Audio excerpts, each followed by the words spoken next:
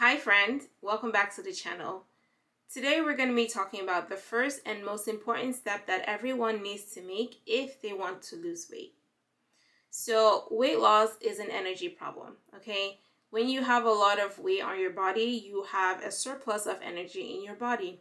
And your goal is to try to reduce that surplus so that you can prevent the side effects of the surplus. It could be mental health issues, it could be GI issues, it could be just feeling not happy or confident in your body.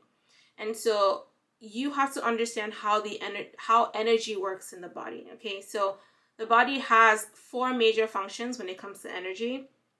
The body is going to make energy, it's going to use energy, it's going to store energy, and it's going to eliminate energy. Those are the four major things that energy, or four major ways that energy functions in the body. If one of those things is off, it can lead to weight gain, okay? And more specifically, if you have insulin resistance, it will actually affect all four things in the body. So insulin resistance is usually the reason why people gain weight. So let's talk about what insulin resistance is in the first place. So insulin resistance is a two-part problem. The first part of insulin resistance is that you have too much insulin in the blood. And the reason why you have too much insulin in the blood is because of a surplus of carbohydrates and or calories that are coming in. So if you're eating a lot of foods that are have high calories or high carbohydrates, especially simple and processed carbohydrates, your body is going to produce insulin to remove that glucose from your bloodstream, because glucose is toxic in high amounts in the bloodstream, okay? So insulin's job is to go and take that glucose and put it away, okay? So it puts it away in reserves. There are three main places where our body can reserve energy. The smallest one is going to be like your liver, and then you have your fat cells, and then you have your muscle cells. So these three areas are where we typically can reserve energy. But if you're struggling with weight gain, then what's happened is the majority of your reserves have gone into your fat cells. And so then the second problem that you have with insulin resistance is the fact that the insulin receptor is not working properly. So think of insulin as a key, okay? It's a key that comes and it holds onto glucose, and it goes to an insulin receptor, which is like a lock, and it tells the lock, hey, I have glucose that I need to put into the cell because the blood doesn't need too much glucose, right? And so if the key has the glucose, it comes to the lock, and then the insulin receptor is going to be like, yes, I can take you, and it will open up its doors. That is how we gain weight, okay? We gain weight because we have insulin and glucose that goes into a fat cell or a liver cell or whatever cell that might need glucose at the time, okay?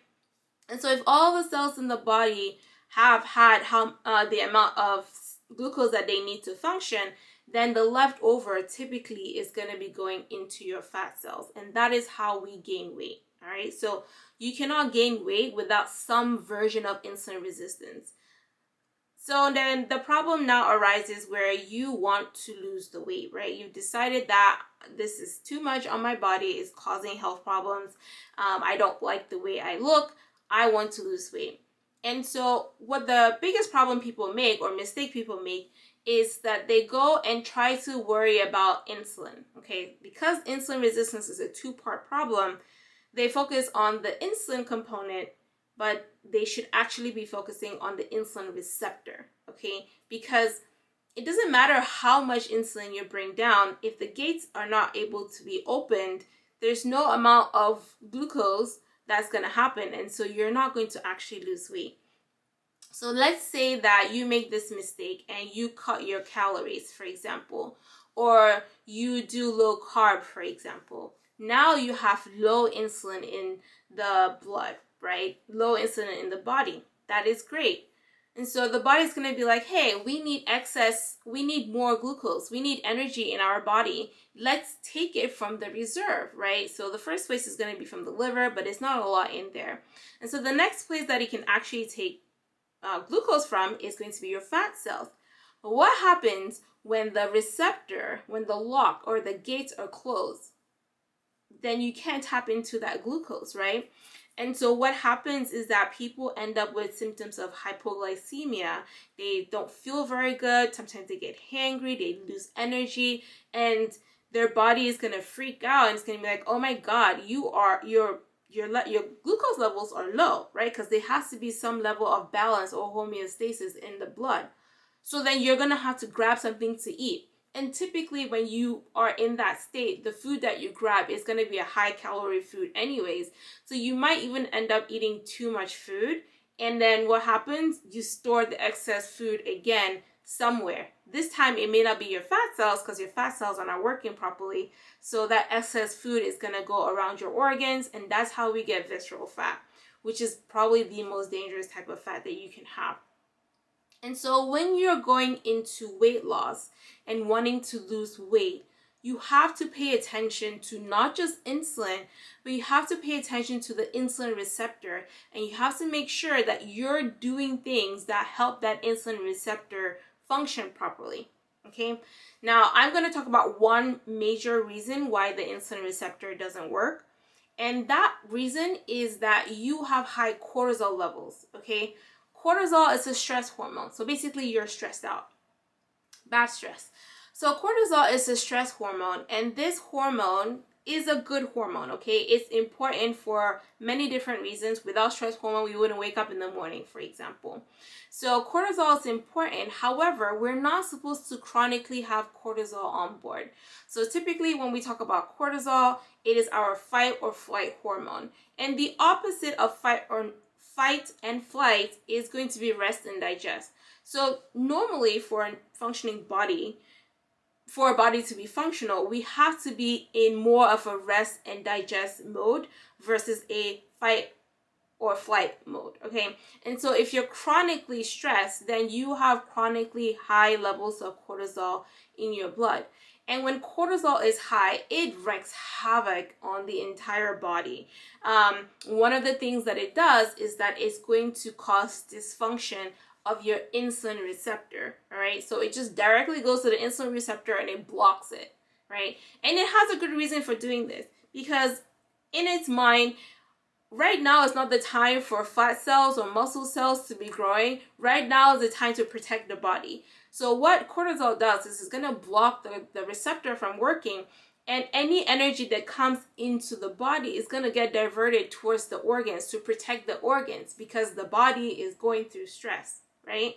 And that's how, again, we get visceral fat. Visceral fat is almost always going to be as a result of stress in the body, okay? It could be stress because of the type of food you're eating. It could be stress because you're having mental health issues. It could be stress because the food you're eating doesn't have minerals and vitamins, and so the body doesn't have the building blocks that it needs to make energy, to make ATP, right? Whatever the case may be, if there's chronic stress in the body, your insulin receptors are not going to work, and as a result, you're not going to lose weight. So if you want to lose weight, you need to make sure that you keep stress levels down, right?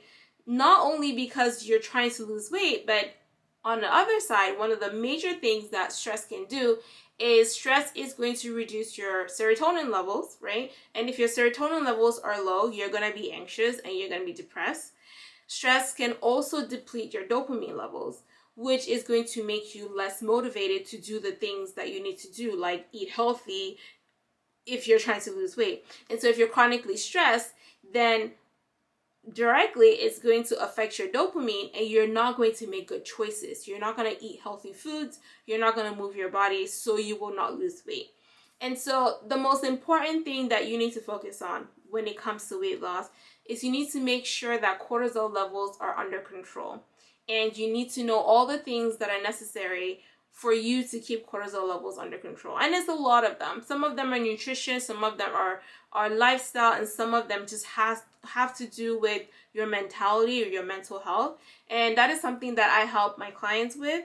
So if you're struggling to lose weight and you are someone who is chronically stressed and you're not sure how to manage the stress so you can lose weight, then I'm inviting you to apply for my weight loss program. It's specifically for entrepreneurs or women who are in high stress situations who are struggling to lose weight. I'll leave that information below. Alright, if you found this useful, let me know. If there are other topics that you want me to talk about as it relates to weight loss, then leave your comments or questions below and I will answer them for you.